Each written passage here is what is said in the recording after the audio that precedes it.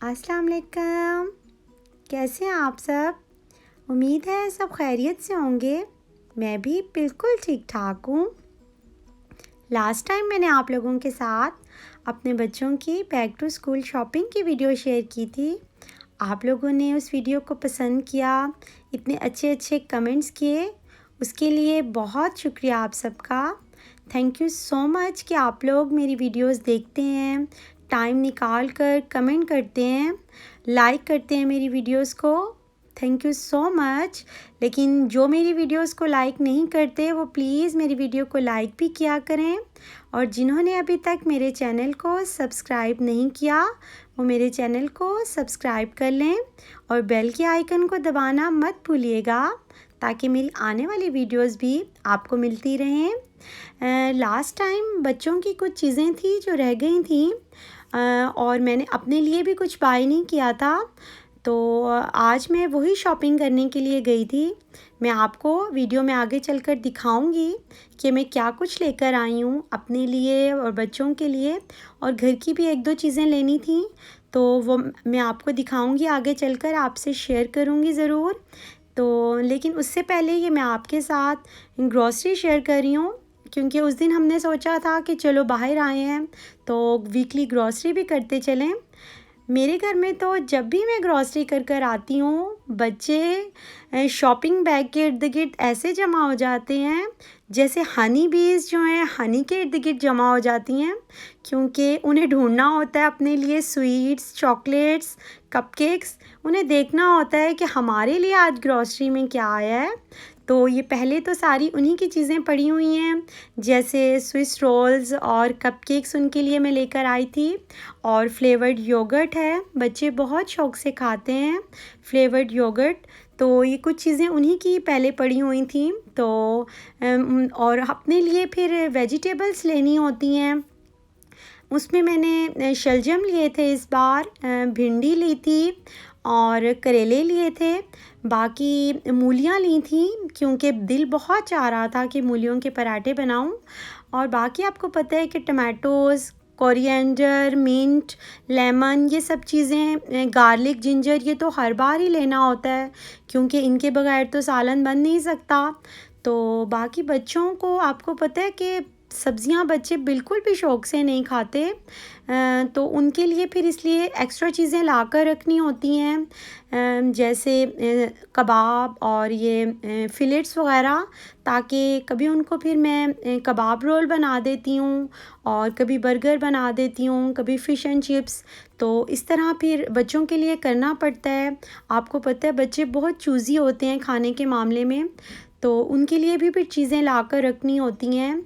और इस बार जब मैं गई थी बाज़ार, तो एशियन शॉप पे ये पाकिस्तानी अंगूर आए हुए थे, और हमें यहाँ पर पाकिस्तानी चीज़ें बहुत ज़्यादा अच्छी लगती हैं, जैसे पाकिस्तानी अंगूर, पाकिस्तानी आम, जापानीज़ फ्रूट जो पाकिस्तान से आता है वो बहुत ज़्यादा मज़े का होता है, और जो पाकिस्तानी गाजरें होती हैं वो तो हमारी बहुत ज़्यादा मोस्ट फेवरेट हैं, क्योंकि उन गाजरों से जब हम हलवा बनाते हैं या मिक्स सब्ज़ियाँ, मिक्स वेजिटेबल्स जो होती हैं उनका सालन बनाते हैं हम, तो सब बहुत शौक़ से खाते हैं।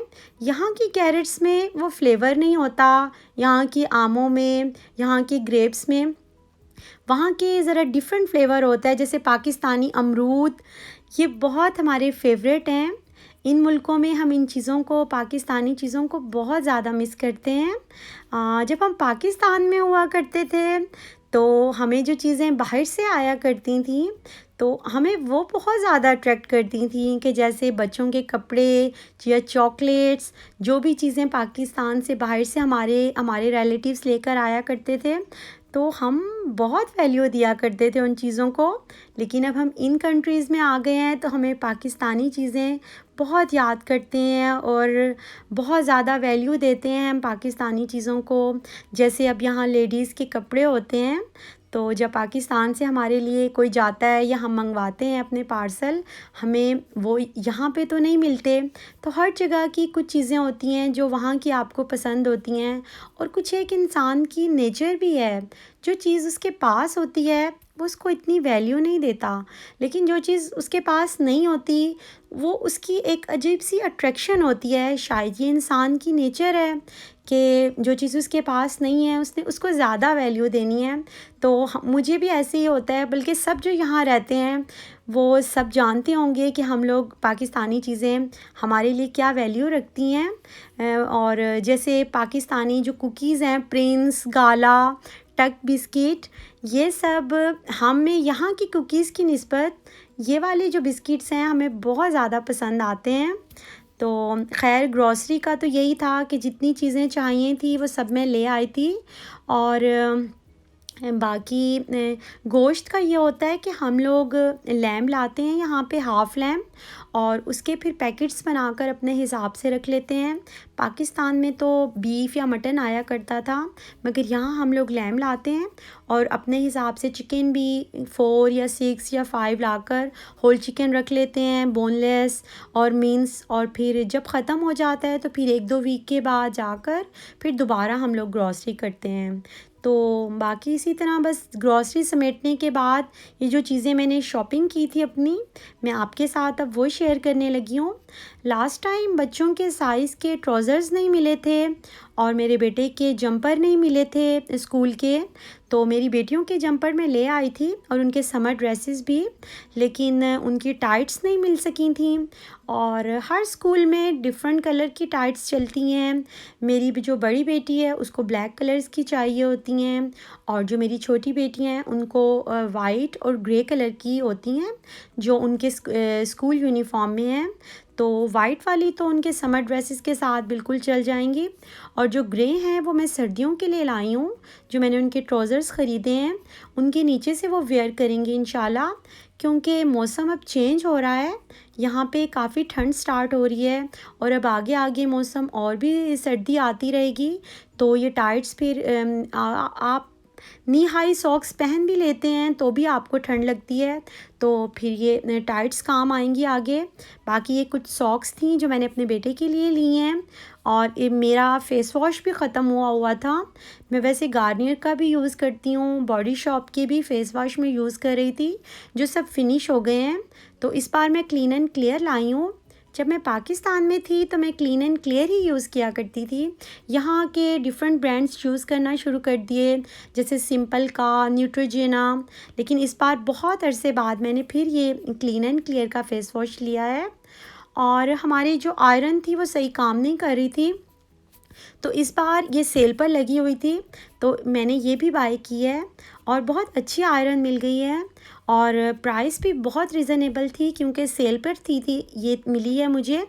तो ये भी बहुत अच्छी मिल गई थी। उसके अलावा मुझे बच्चों के स्कूल के शूज़ चाहिए थे जो लास्ट टाइम मुझे नहीं मिले थे, तो उसके लिए हमें बहुत ज़्यादा फिरना पड़ा। 2-4 स्टोर विज़िट किए लेकिन साइज़ नहीं मिलता था या जूते कंफर्टेबल नहीं थे। मार्क्स एंड स्पेंसर से भी देखा, सेंसबेरीज से भी और नेक्स्ट से।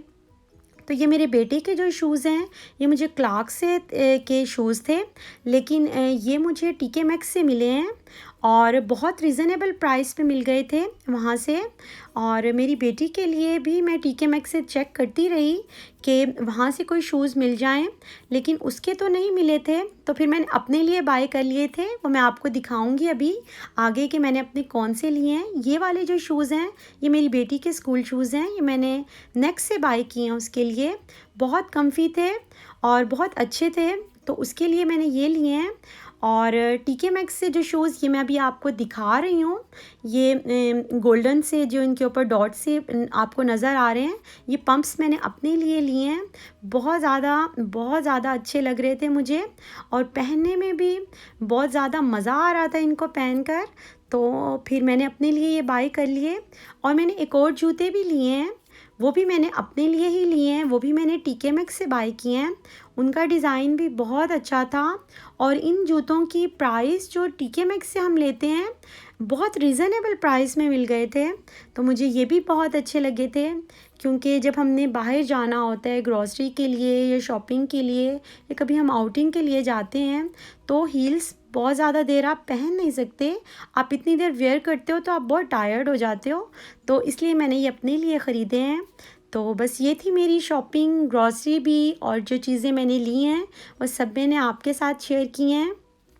अब आप मुझे कमेंट करके ज़रूर बताइएगा कि आपको मेरी ये शॉपिंग कैसी लगी, और अगर आपको ये मेरी वीडियो थोड़ी सी भी अच्छी लगी हो तो मेरे चैनल को लाइक भी करें, शेयर भी करें और सब्सक्राइब भी करें। मेरी आने वाली नेक्स्ट किसी भी वीडियो तक अपना बहुत ख्याल रखें। अल्लाह हाफिज़।